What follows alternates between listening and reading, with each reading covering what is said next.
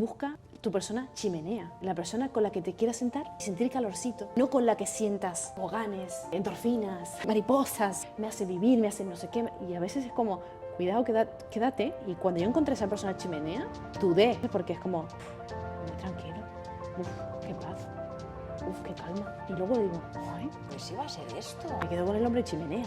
Lo que arde no dura, lo que dura no arde. Si a mí esto me lo dicen con 15 años, yo te voy a decir, es una mierda. La chimenea, tú quieres la hoguera. Yo quiero la hoguera, sí. 32 años, ya va 33, pues mira, quizás toca acercarse a la chimenea.